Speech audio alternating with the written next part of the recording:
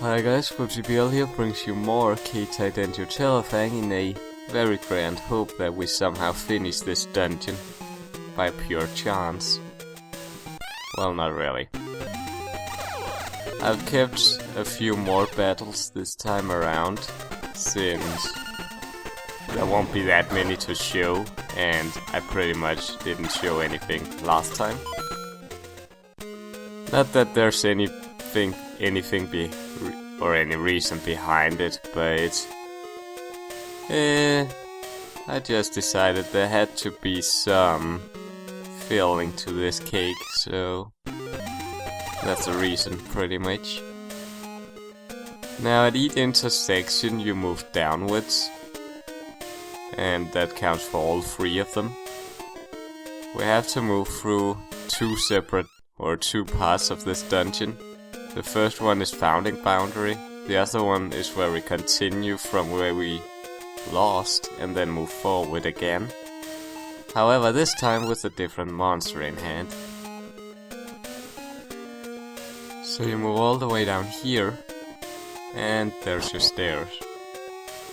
Now if you go back to where I first started with this video, if you go up at the first intersection, you will reach a treasure room. However, that's only if you really want those treasure items, or evolution items, or experience items, or whatever. A few of these mandatory battles I also kept. Really no reason, but I just wanted to. So, apart from these mandatory monster battles, there will also be a few trainer battles per se, and neither of those two are too difficult, so they don't require any special planning or whatever. Nothing has changed from what I said in last episode, which nobody has watched as far as I've seen. I have to look up on that as well, but I don't know. And this is a Gawerk. It'll almost look like a Meta from behind, but that just so happens to be the case. Now Gawerk's strategy is always the same: Sky Attack, and Sky Attack. However, I did make one discovery while I was playing through this.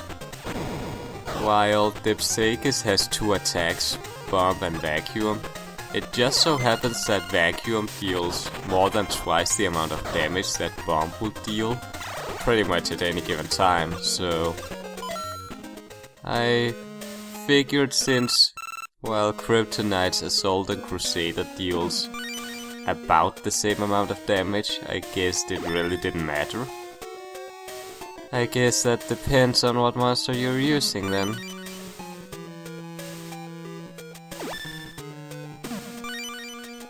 And as I've already said, we don't need this treasure, but since it's there, we might as well pick it up. And hey, this guy had been in Peppery Mountain.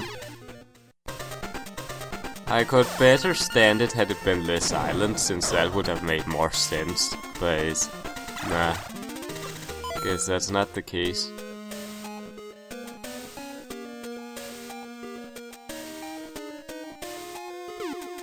And nothing of interest happened here, so I'll just skip it. And we kicked it open. Yeah. Moving down, moving up, and getting into yet another battle. Now this one I kept just to show you something. Originally I had plans of doing that at the last Dislcaimer, but it failed. It failed a lot. So you will pretty much see what I will show you. And I'll just let it outplay itself.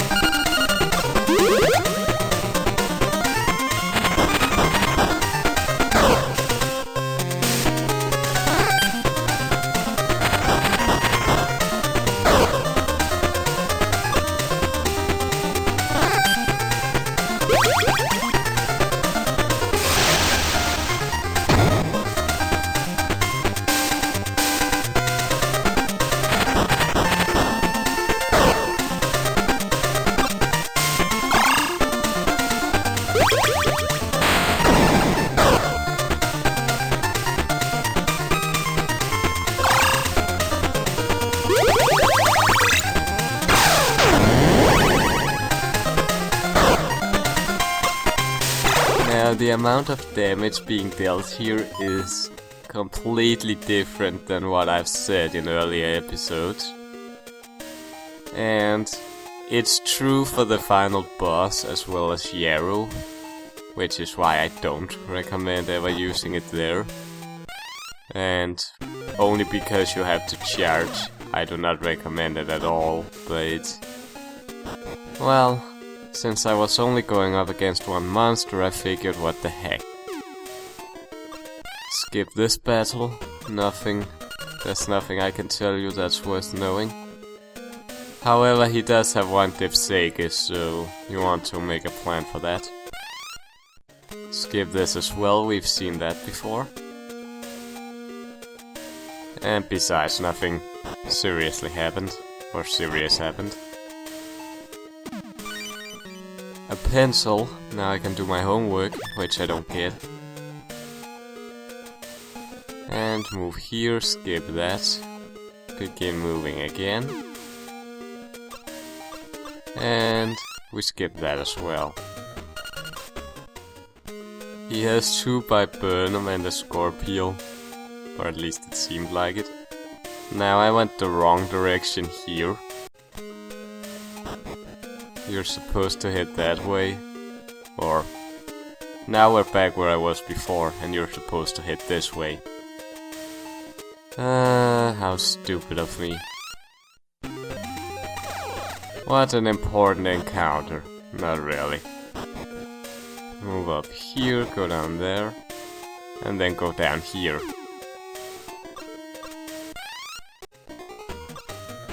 And apparently I'm beautiful. I really don't need to know that, but whatever. Okay, we're now at boundary, or close to him at least. And he's down here, so you just keep moving downwards. Get bothered with stupid shit. Kill it off. Make a weird rubber fruit dance. And move on.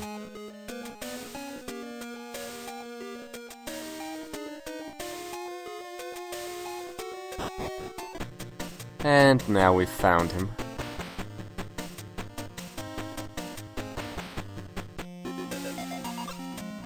So, this is pretty much the last time, before the game is finished, in which we will see him.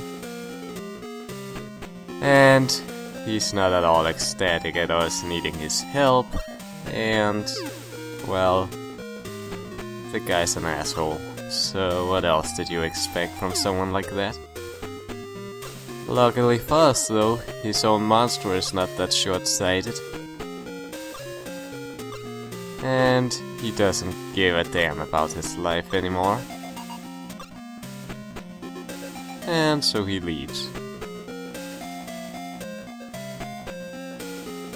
Pathetic, as always.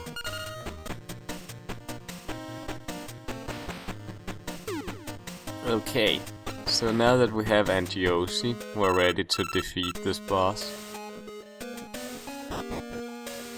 It's quite an easy boss, and, well, the path to the boss is not so straightforward, sadly. So we have to move a little and skip a few random battles. But not seeing random battles, I'm sure you guys won't mind. At least I'm pretty sure. Whatever.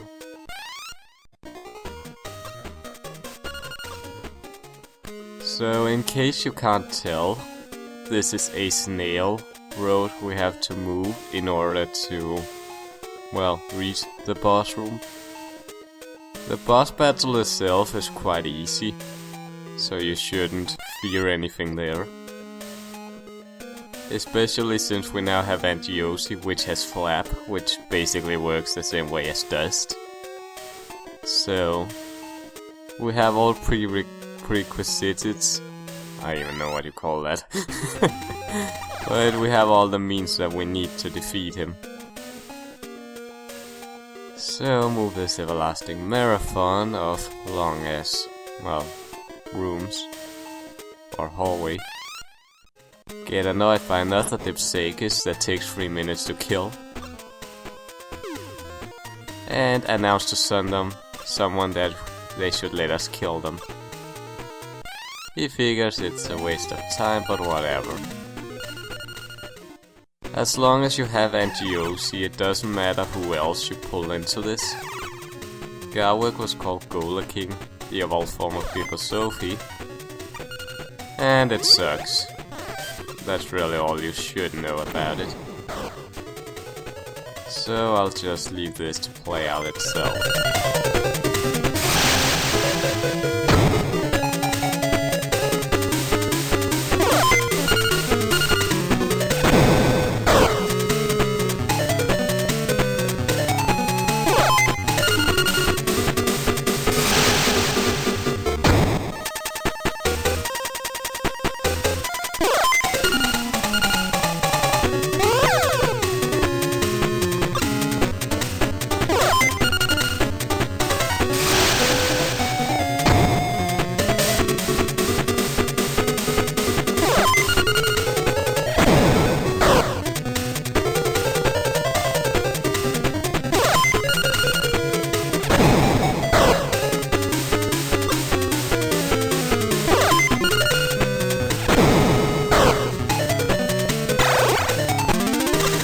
And he's done. Not too shabby now, eh? And this time, he shall be sealed away for all eternity. So that one day, when the world is over, he will die as well. Although that makes little to no sense at all. Whatever.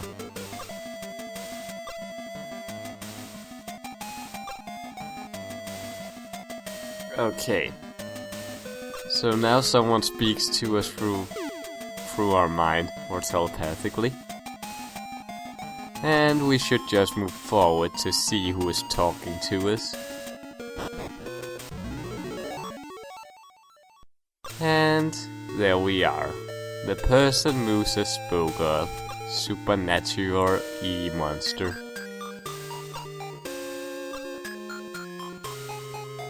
So,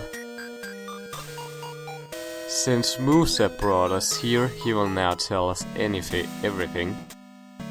As I've said earlier, the life tree is where all E-monsters are born from.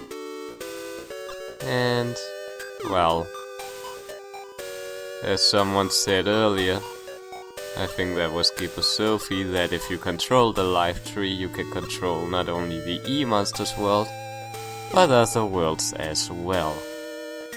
Originally he had assigned boundary to end all this chaos, but he has failed, because he sucks. So this is now put on us instead.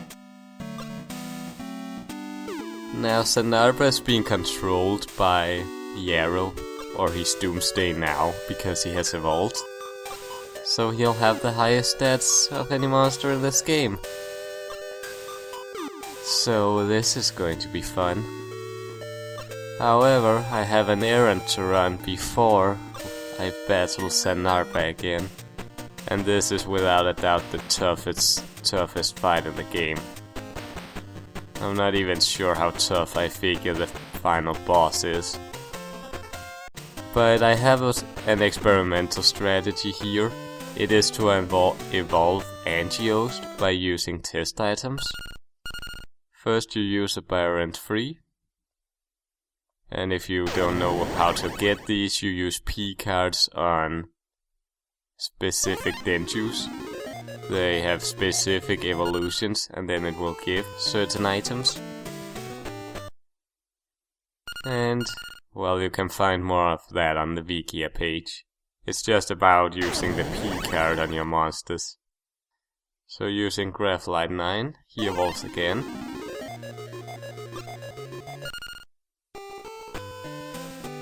And now for the final item. I forgot what this was originally called, so screw it. What this item will do is allow our monster here to evolve into a God Denjuu, or so it is considered. And it's called Anti-Gorgo. However, doing so does come at a huge price, which you will see right now. While it gets stronger, there's no flap or dust ability, and that happens if you evolve it at all, so I needed a different plan for this against the Sanarba fight, which I did. But otherwise I'd say wait with the evolution until you've defeated Sanarba. I just wanted to see if this could work out well enough.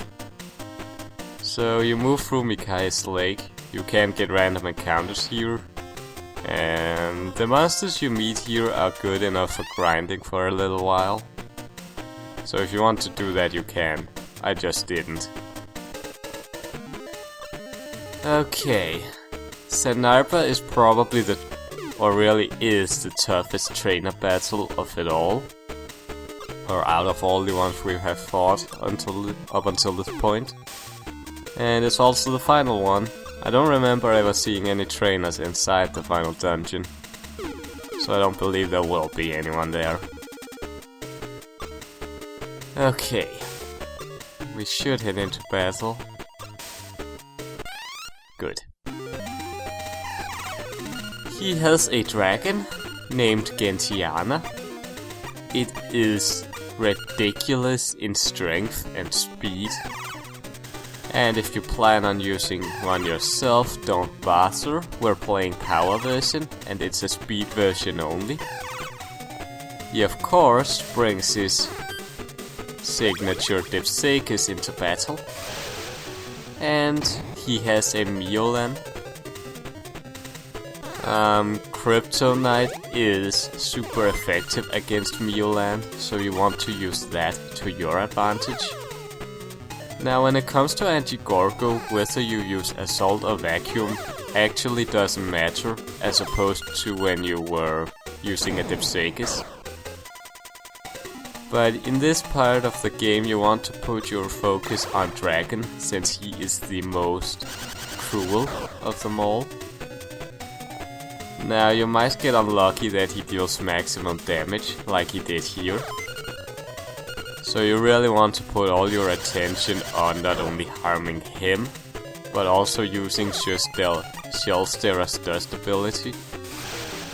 This time I didn't use it on him, but on Dislcaimer, since he has high speed, and eventually he will be able to pull out his attack. Fucking ass. S-Wave is paralytic. You really don't need to know anything else. Anti-Gorgo's probably best bet for usage is that it has high speed. That's pretty much what you want to go for. But first and foremost, you want to get Dragon out of the way as soon as possible. If you manage to kill bulian beforehand, and it's pretty much advised that you do so, because it has an ability that lowers the opponent's defense. So there you have that reason. And we should be able to rid ourselves of Dragon pretty soon. Unlucky for me, Dislcaimer manages to defeat Kryptonite. But you need to remember, he's at level 60 or something at this point. Or at least I'm pretty certain that he is. So it's no surprise he deals the amount of damage he does. But also that Vacuum is way stronger than Bomb. So everything is pretty much left to anti-Gorgo.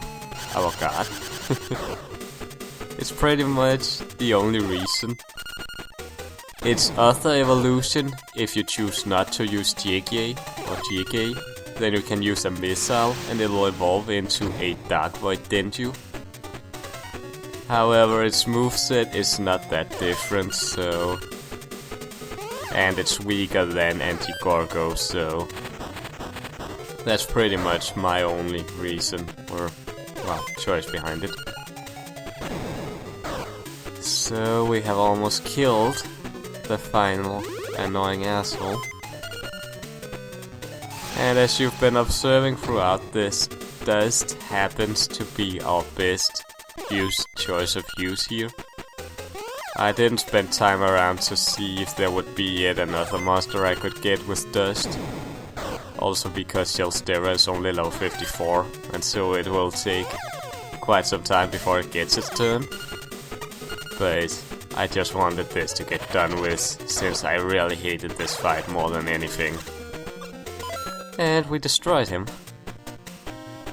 So Sanarba, you have been a failure to your master, Doomsday. And your task is over, so now you can fuck off. Well, what do you think it means? He wants to use the life tree to control both E-monsters and human world. Basically, he will be the new god. Yeah, we now have to head into Balan's site to now end this, or Bulian's site. See you next time with the final episode. Peace out.